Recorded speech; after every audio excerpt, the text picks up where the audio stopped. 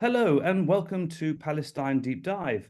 I'm Mark Seddon. I used to work for the United Nations. In a different life, I was editor of a paper called Tribune and a member of the British Labour Party's National Executive Committee. Many people will be wondering, why are we going to be talking to two guests today about a British political party, the Labour Party, and what has it really got to do with Israel-Palestine? Well, our guests will hopefully be able to give us some answers because they've been at the sharp end of a quite extraordinary series of events within the British Labour Party, which has led to a record number of Jewish members of the Labour Party being suspended or expelled on grounds that are claimed that they are anti-Semitic. Now, this may be simply inconceivable to many of you watching this from elsewhere in the world, but that is the state that we are in currently in Britain. And so I'm very pleased to be joined by both Stephen Marks and Jenny Manson. Stephen is a former deputy chair of the Oxford County Labour Party, and he was also a member of the British Labour Party's National Constitutional Committee. Now, that is the body that is actually in charge of discipline. But of course, Stephen has found himself disciplined himself, and for reasons that we will explore with him shortly. We're joined too by Jenny Manson. Jenny, many of you may have come across Jenny. She's been a very active member of Jewish Voice for Labour and a great support to Stephen, and of course to the many other members of the British Labour Party who have found themselves disciplined. And there's another reason why we wanted to do this show with you today and to introduce you to our two guests. It's because they have been finding it very difficult to get mainstream media interest and attention in serious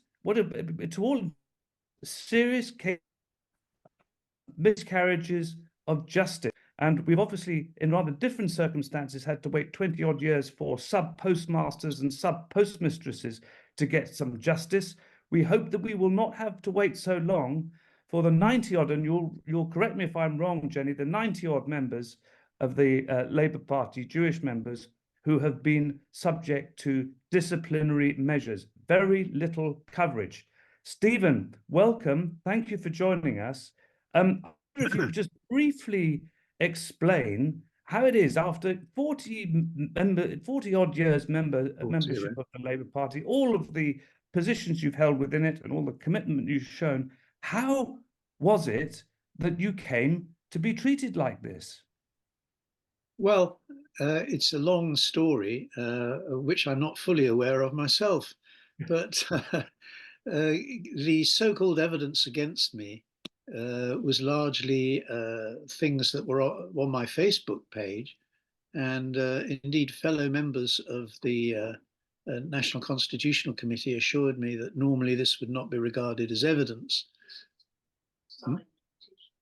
Stephen, what was it that you did that had you expelled? What were your apparent breaches of the Labour Party rules? If you could just briefly tell us what they were.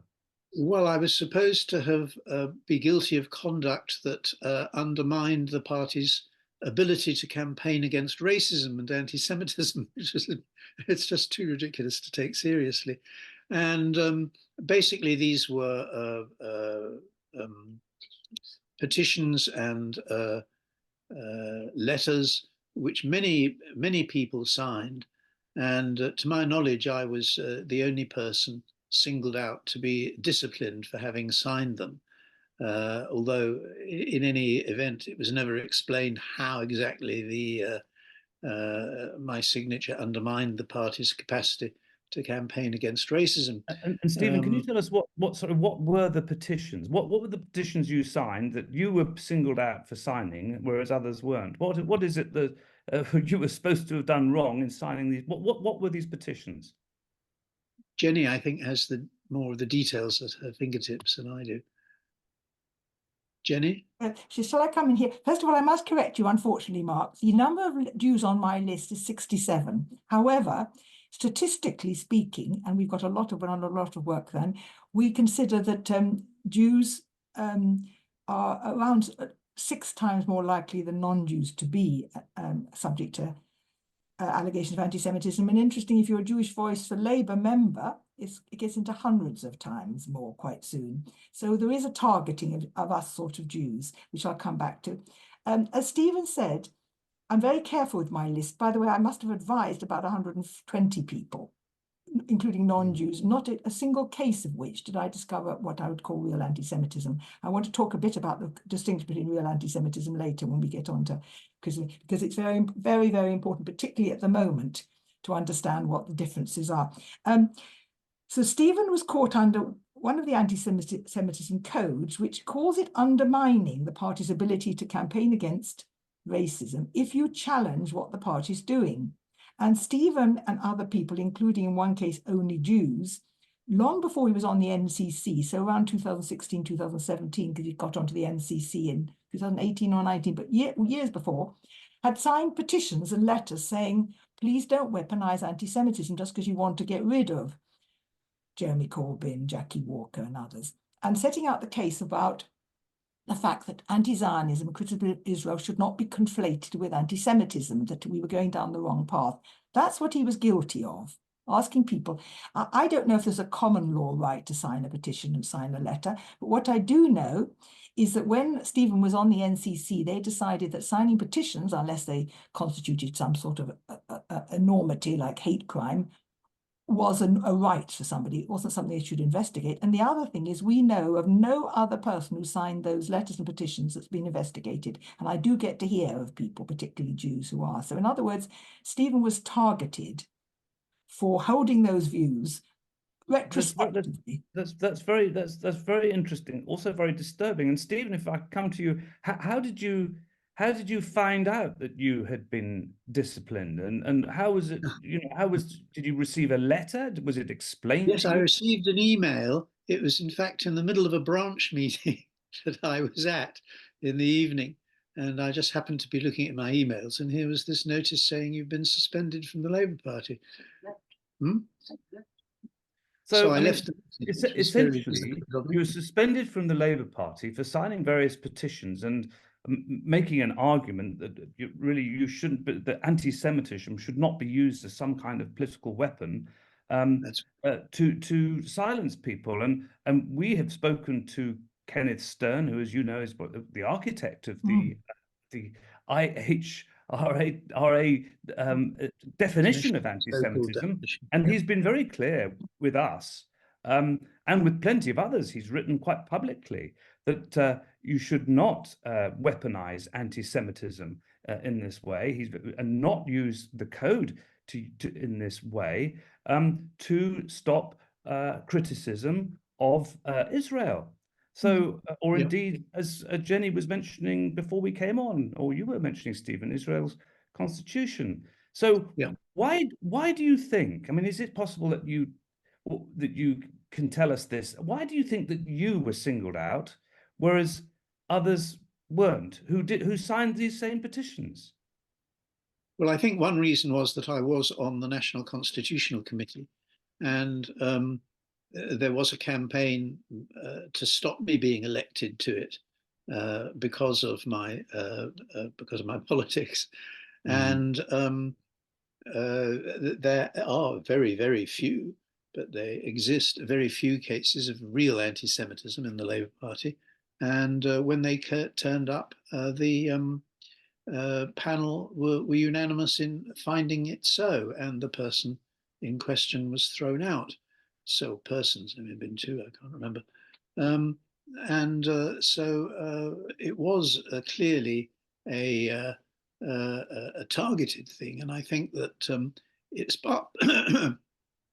they decided that the best way of getting rid of Jeremy Corbyn was to smear his supporters as anti-Semitic because of his support for Palestinian rights. And I think the part of the background to this is that many people in the organized Jewish community, which is only a section of the total number of people in the Labour Party who are Jewish, are so I don't know, have such a rosy-eyed view of Israel that they really, I mean, this is being charitable. They have a real problem in understanding how anybody could be critical of the Zionist concept of a Jewish state. for any other reason except that they hate Jews. And for them to begin to get their heads around that would involve severely undermining their view of the world. And that is comparatively recent. I think it's comparatively recent because when I was growing up, and I'm getting on now, people were broadly speaking pro-Israel, but the degree of identification of the organized Jewish community with Israel and with the Israeli embassy was nowhere near like what it is today. And that's one very important factor, I think. And the other thing is looking at it, well, as I say, looking at it rather cynically, looking at it realistically, which means taking into account the cynicism of the people we're dealing with. Anti-Semitism obviously is something nobody in the Labour Party wants to be associated with, or anywhere else, I would hope. And so it was a very successful smear, and most people genuinely could not understand why anybody should support Palestinian rights or should question the completely hegemonic Zionist view of the foundation of Israel and of the Nakba. And in my case, I remember many years ago reading a series of articles by Erskine Childers, who I think is the Erskine Childers who later became president of the Republic of Ireland, in which he gone through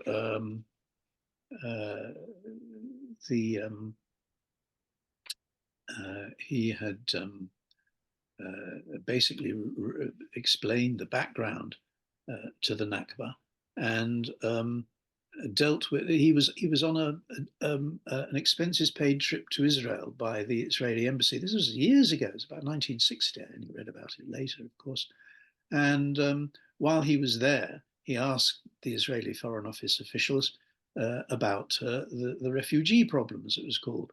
And they said that they came out with this line, oh, well, there were radio broadcasts calling on the Arabs to flee so that the Arab armies could move in, murder all the Jews, throw them into the sea and take their homes and property, as an example of transference, because of course that was what happened the other way around. But so he said, well, I'd be very interested to read these broadcasts. And they said, well, we have transcripts, we'll provide them for you. And they never turned up. They said, oh, we'll bring them to you at the airport. And they never did. When he got back, he made inquiries and found that the Foreign Office had a listening station, or the BBC had a listening station on Cyprus, which had actually made recordings and transcriptions of every local broadcasting station in the area. And he had a look at the transcripts, and of course not one of them called on Palestinians to flee, and there was broadcast after broadcast begging them to stay in spite of the terror, especially after Deir Yassin, which had seized. Can I say something? Just a minute. I mean, if I may come to you, Jenny, because I think we've got a situation whereby Stephen was doing, expostulating and arguing and presenting a different opinion to what may be the accepted norm of a given time is now deemed to be unacceptable. I mean, we can, I'm sure people could debate what happened with the Nakba as they do, but if you can't even have the debate, that is the real issue. So before going back to Stephen again and talking about the wider issues in both of you, I just wonder, because you are fighting this now, and this is arguably a very important issue around freedom of speech and what rights an individual can have in what is supposed to be a democratic political party. A lot of people have, of course, not been able to go to law, or don't know what to do, or haven't had the luck to know somebody like you, Jenny. But can you tell us something about what you're doing to try and ensure that Stephen and others can continue to make these arguments? Yes, sorry, I wouldn't want to interrupt. What we haven't got onto yet is the brutality of the treatment of Stephen. That's what I wanted to say something about. Well, no, which is relevant to the law. If we'll get onto that, but if you could just please tell us where we are with the case, and then get on. Yes, and then, I will. But the brutality of the case is what has made it in a possible legal case. That's what I meant to say. So and to say something a bit broader. So if you're a JVL officer or an activist like Stephen, our figures show, because Stephen's on our committee, you're even more likely to be targeted. Now, what we've done is, back in August, we raised the question of breaches of the Equality Act in relation to all of us as Jews. I mean, all the Jews who have been investigated or forced to leave. And as I say, when it comes to the officers, nearly all of them gone. I haven't yet, sometimes under the prescribed group. So it's a political targeting too. And I want to say one other thing, which is that not everybody, I don't actually call myself an anti-Zionist, I call myself a non-Zionist, but it's exactly the same principle that criticizing Zionism, criticizing Israel is nothing to do with anti-Semitism unless you happen to have an anti-Semitic motive, and you let that be clear. So we tried, and we're still conversations with the Labour Party about breaches. In the case of Stephen, my view, the lawyer's view, and Stephen's view is that it was so brutal, his particular case, that we would actually go further and do a pre-action letter, which means that a claim has been lodged with the Oxford County Court. And there were two main legal arguments. We're getting funding from crowdfunding. Now, when the Labour Party hear that we've got crowdfunding, they go into an extraordinary frenzy of anger, saying, you know, you lot are politicizing anti-Semitism by raising money. It's quite extraordinary. But anyway, we are crowdfunding. But if I can just summarize it, under the Equality Act, there are various rules that you shouldn't breach. And in Stephen's case, we're going for two breaches: direct discrimination in relation to his protected philosophical belief in anti-Zionism, which I can talk about, and harassment. So I want to talk about the brutality, because, I mean, Stephen can tell you the story, but basically they never responded to his response saying he was Jewish, and his whole history of Zionism followed by anti-Zionism and his long history in the Labour Party and his deeply held views about Israel. They never replied at all. They expelled him. That's very rare to be, it's quite common to be excluded for a prescribed group, which I can explain.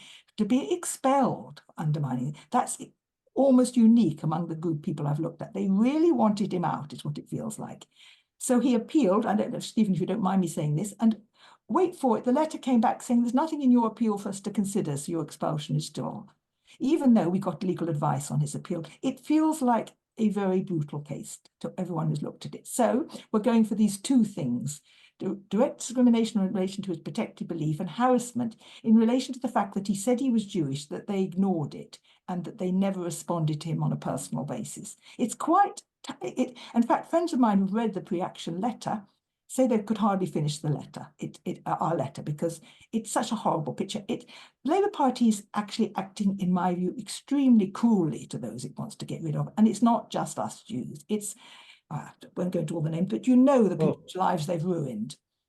Jenny, I mean, just on the actual case itself and what happens next. Yes. I mean, the Labour Party, I mean, historically, because it's a voluntary association and all of that sort of thing, has often found itself kind of almost exempt from a lot of rules that govern other organisations, as you know.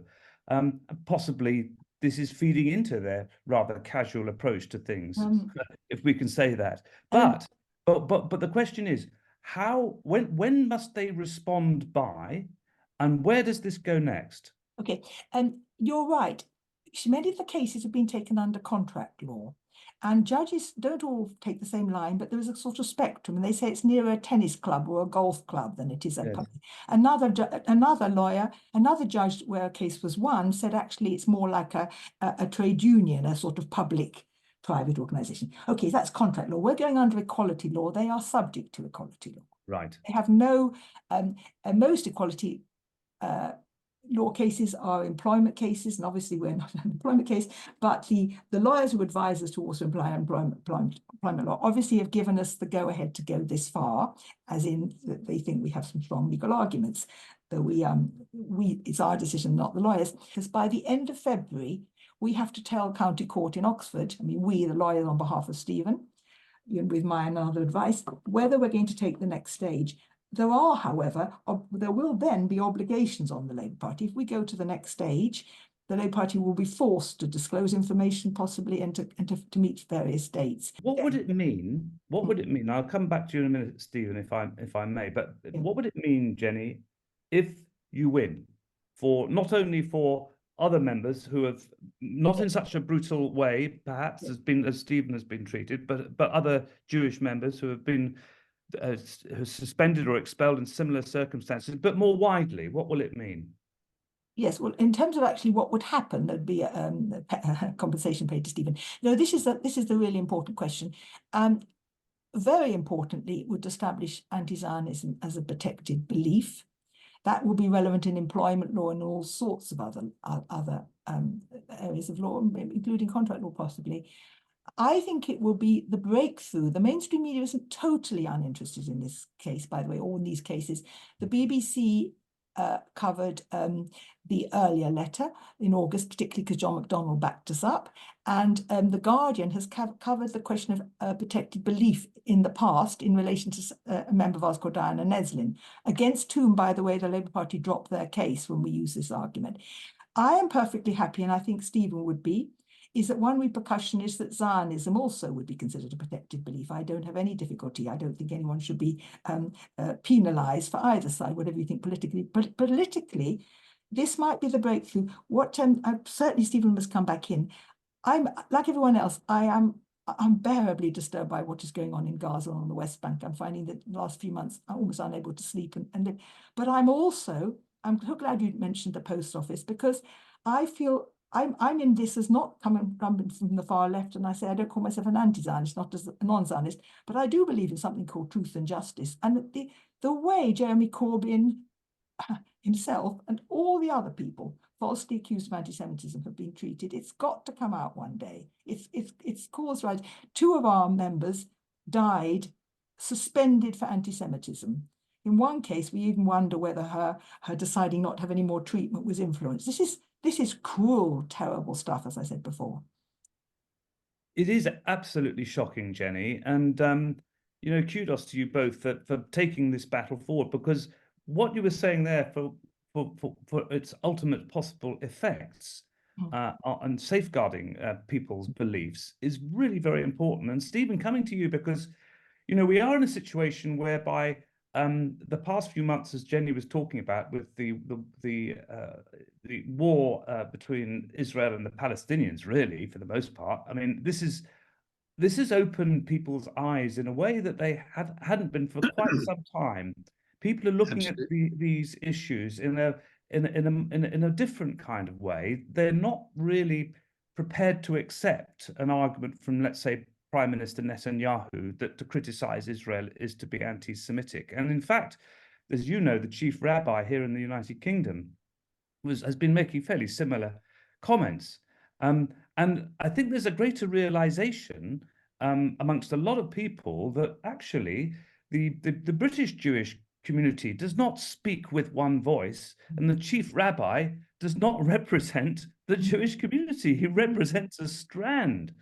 So do you think that, in a way, that your case, especially if it comes out the way that we all hope it does, and as all Democrats surely must hope, and all people who believe in justice must hope it does, do you think that actually that helps to get this greater understanding that there is a big difference between being somebody who's a Zionist and who totally supports the Israeli state and whatever it's doing, and the other Jewish opinion that takes a very different view? And of course, opinion is divided elsewhere, but overwhelmingly, probably in Britain, it is certainly against this war going on. But how do you think all of that feeds in? Your case could feed into all of this.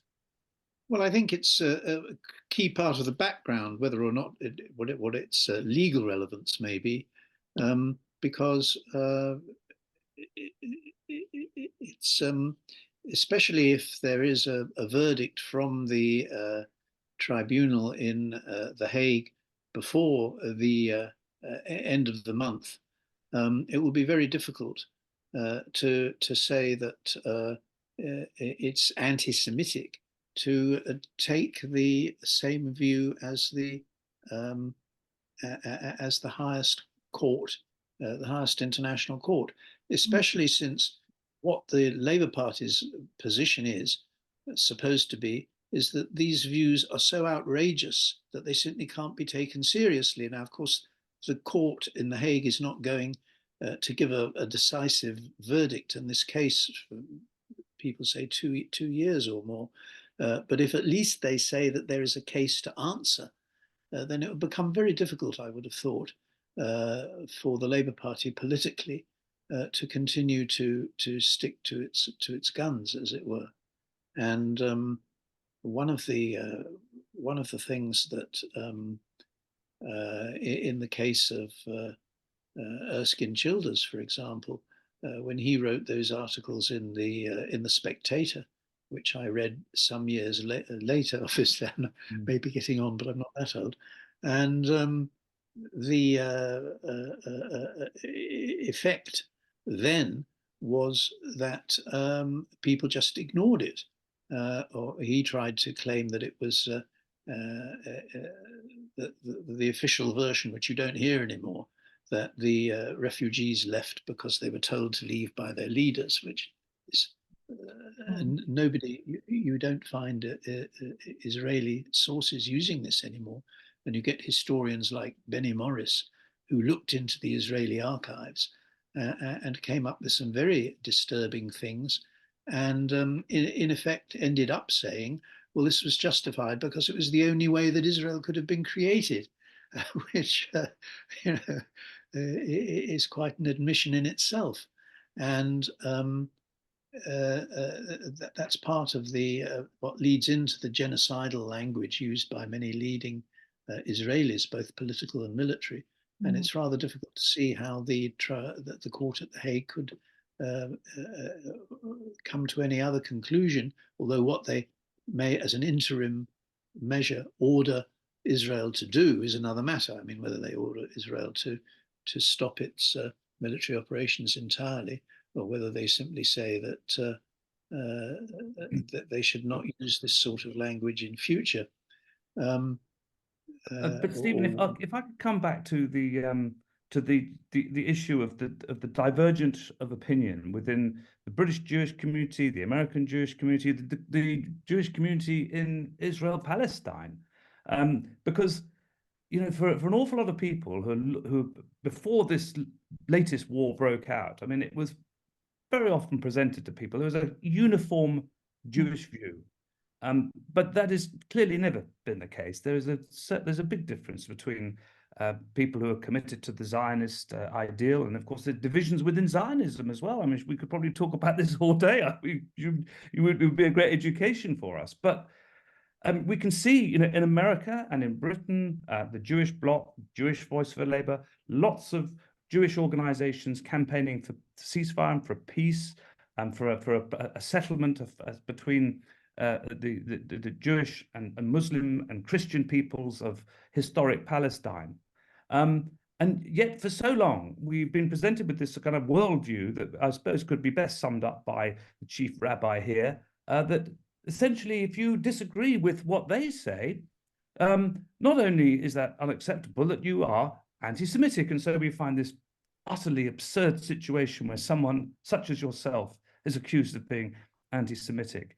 Can you just briefly explain to us, if you can, the difference in opinions in the Jewish community, and why it's wrong for the media to present it as a kind of a uniform view, and for political parties to jump on that bandwagon? I think that's partly to do with foreign policy and with there's an old saying, the tail doesn't wag the dog, when people put forward rather conspiratorial views about what they say is Zionist influence in the United States, although of course most American Zionists are actually fundamentalist Christians. If you think some of the Jewish Zionists are pretty loony, you wait till you see the Christian ones. So Nikki Haley suddenly comes to mind. I don't know why. Oh yes, and now she's a moderate. She's a moderate, for heaven's sake. What are we coming to?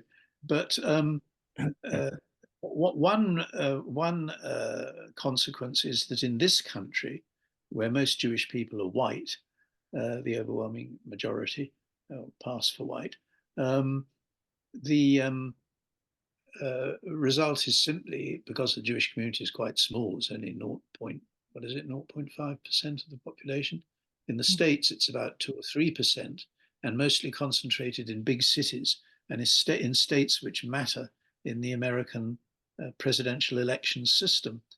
And that means that if you're in New York, or you're on the West Coast, or you're in Chicago, and you hold views which maybe a majority of Jews will consider to be insane, there are enough loonies in your immediate vicinity to make a viable base for a political movement.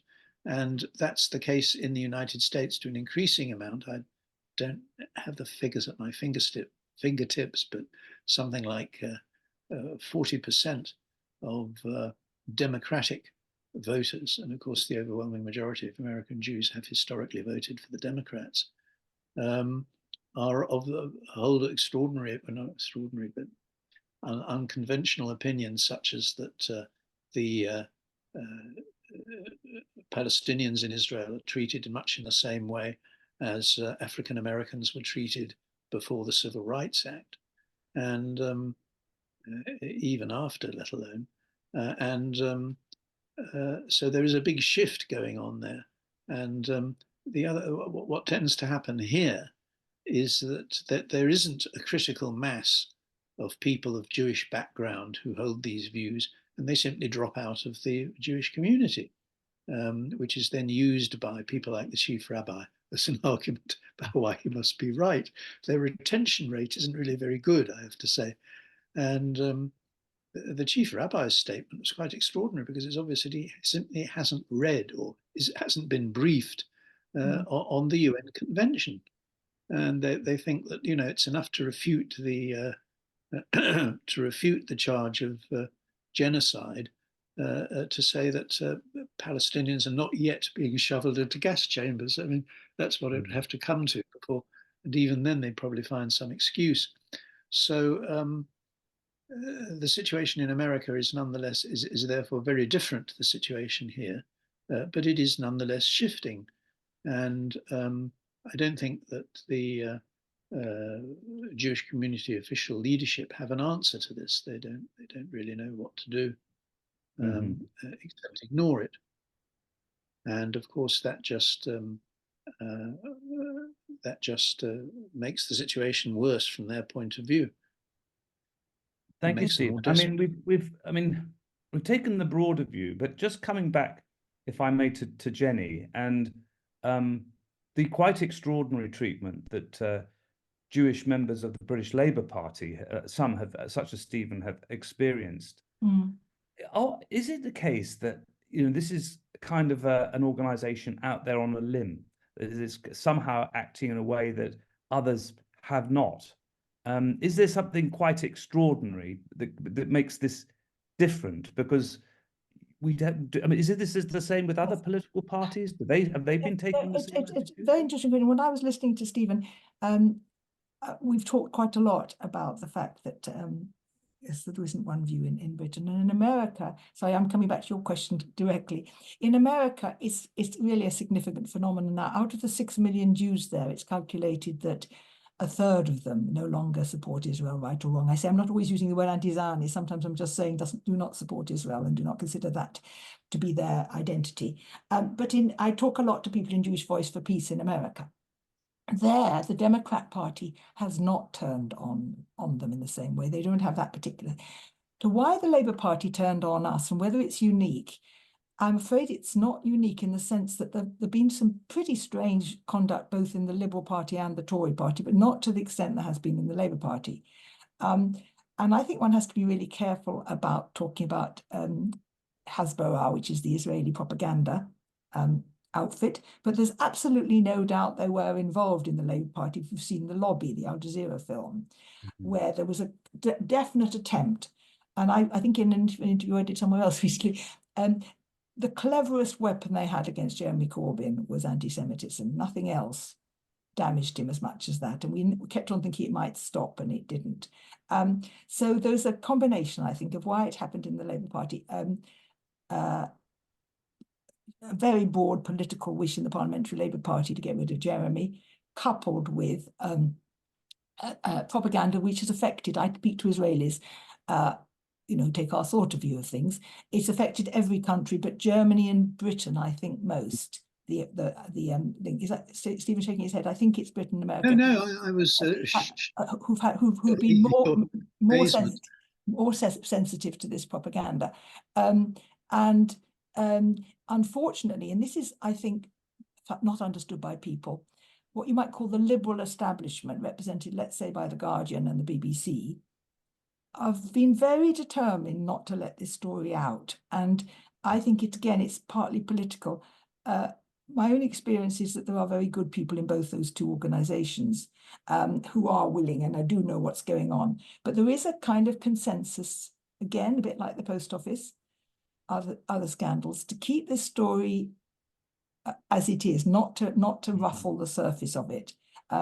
So we get this kind of awful alliance of support for Israel by the government, as you say, by the people of the population, much, much less.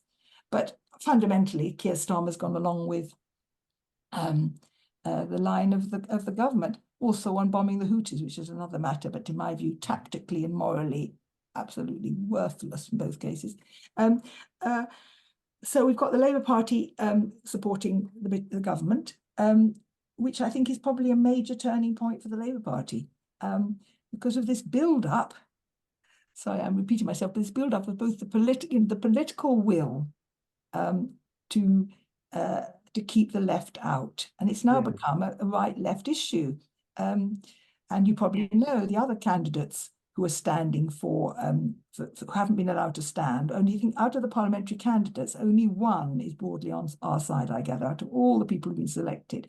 And far too many of them get a comment about anti-Semitism in their, like Jamie Driscoll did for having entertained Ken Loach. I mean, scandalous going on. I think an awful lot of people who are watching this, and whether they're in Britain or elsewhere, looking on at this situation in sheer disbelief. I mean, Ken Loach, you mentioned, if he was in France, he would be getting the Légion d'honneur, and he would be around at the Elysee having lunch with the president. But no, we're in a situation, and I wonder. I mean, hearing what you're saying about Jeremy Corbyn and how anti-Semitism, many believe, was weaponized and has now driven itself into what's left of the soul of this Labour Party, and is driving its foreign policy. But it brings me to another question, I suppose. Now, I know that you started out by saying, both of you, that this was the weaponization of anti-Semitism. This was the petition that you signed. You were against it.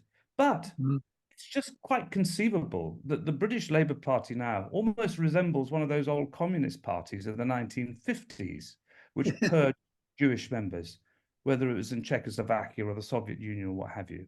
And do you think possibly, actually, I'll ask this to both of you, if I may, beginning with Stephen, do you think it's possible that one of the reasons why perhaps the BBC or the Guardian, and certainly the Labour Party, really want to bury the stories, because if you win, then you could say that actually the Labour Party under Keir Starmer has been anti-Semitic? Well, that's certainly part of the motivation, I think. I think it's just partly is incredulity. The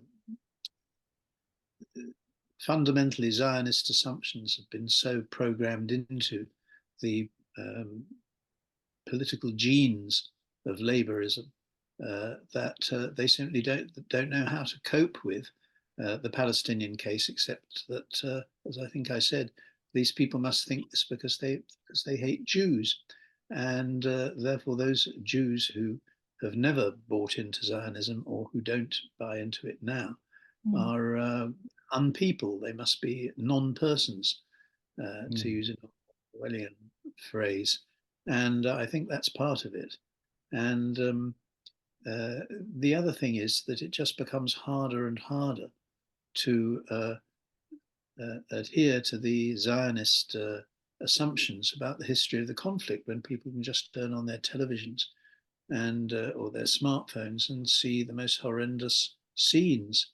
And that, in a way, is the most eloquent argument, which simply can't be replied to at all. And yeah, Jenny, coming to you on that question. Yes, that's part. I find this really difficult to answer. We've been very careful in our literature and in our legal cases not to call the party anti-Semitic, but treating us unfairly as Jews.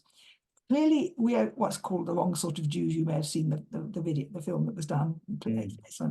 And they do hate us. And they hate us particularly because we have questioned their story and their agenda, and we risk it. People have got to know that we're disproportionately targeted. It's in quite a lot of, even though the mainstream media may try to stop the story, you get a lot of coverage in Middle East Eye, of course, and it's become a known. I get into quite a tongue twister on this one, if I can bear to try and express it. What I think's happened is that you can't actually say that Keir Starmer or his leadership are anti-Semitic in the sense that they hate all Jews. I think that would be difficult. However, the party has become incredibly unjust, unjust beyond forgetting all the duties of the law towards not only us, but Palestinians. And in a strange way, I think we're now experiencing, as I was saying to Stephen earlier when we taught it, real anti-Semitism of the sort that says those Jewish people, they're very powerful, aren't they? They're getting together, those Jewish Voice for Labour people. They raise money. That's why they hate us raising money. They raise money. That's what Jews do. And I've experienced a tiny bit of hostility to me as a Jew, giving the Labour Party a bad time. So that's why I say it's a bit of a tongue twister. I think it's getting into the language now. You know, you're too mouthy. Why, Jenny Manson, do you keep on writing to us here at The Guardian? I'm not actually getting that, and I've got good people, but why are you going on about what happens to you as Jews? You see what I mean? It's getting a very unhealthy atmosphere here. And one other thing on the change in the Jewish community, one of a speech I gave, and I keep on remembering, not it was a good point, but when I've read the diaries of both my father and an aunt of mine, way back in 1919, and in both cases, one in Russia and one in Britain, there's a conversation about within a family, the word Zionism was being talked about already. And my grandmother was friendly with someone called Zangwill, a famous early Zionist. There was conversations about Zionism and, of course, about politics, and in Russian, the Bund. And in both families, there were members who were Zionist, anti-Zionist, communist, anti-communist. But nobody ever said the other one was anti-Semitic. I mean, this is a complete breakthrough. It's not that there wasn't anti-Zionism. My family were neither Zionist or not Zionist, rather, like I'm saying, it wasn't a conversation about that. But nobody would have said the others were anti-Semitic. This is the breakthrough, the terrible breakthrough of the last few years. It's discoloring conversations. It's making intense nastiness between Jewish groups. It's horrible. It's horrible. Yes. And it's so dangerous for the world. I mean, I know we can't, unfortunately, we'd love to speak all day, but unfortunately, you probably haven't got the time, we haven't, and unfortunately, we probably couldn't even keep our viewers for hours, but this is such a fascinating conversation, because really, it's, you wonder at the heart of this is there's such a crudity, actually, in politics, such an ignorance, that people, and I've come across this, by the way, you know, I was in the Labour Party for 40 odd years, and I knew how the disciplinary committees worked, and I knew how everything worked, and I knew how brutish Labour politics could be. But there was something from the trade unions, something rooted within the party that actually, you know, justice would prevail, and that all these mechanisms. I mean, Stephen was on the National Constitutional Committee back in the day. Had he been examining himself, he would have been pulled in before effectively a jury. He would have had a proper, fair hearing. But you wonder now that the sheer crudity and ignorance and brutality of a particular group of people, T. Dan Smith, you'll remember, said, you know, half a dozen people can take over a political organization and run it effectively, which is what he did in Newcastle. But perhaps that's what's happened here. And so, Jenny, what you were just saying about the most extraordinary thing that, you know, that Jewish people can be accused of being anti-Semites, which just is a non sequitur to anybody with half an ounce of intelligence. is a result of this crudity and this that has infected British politics and has given us actually such a low grade, possibly, I'm ranting now, but low grade politicians in so many respects. It's an illness at the heart of an organization. And low-grade journalists. I mean, you're an exception. There aren't very many journalists who've looked at this with clarity. And some of them on the right, as we know, and there's some marvellous people, but very few. Well, look, both of you, we very much appreciate your time today. We wish you all the very best, because not only for you, Stephen, and for all the 60-odd, as you corrected me earlier on, Jenny, members of the Labour Party who have been treated in this abysmal way, the Labour Party should actually be delighted and wanting people to be members, not trying to find reasons to expel them, but there we are. But more importantly, I suppose, beyond your individual case, Stephen, is the ramifications that could flow from what we hope will be your ultimate victory in the courts and in the court of public opinion, the more that people understand and can hear and learn about it. And so in our small way, we hope we can play a part in that. And thank you, both of you, so much for joining us today at Palestine Deep Dive. Well, thank you Thank for you. giving us the platform.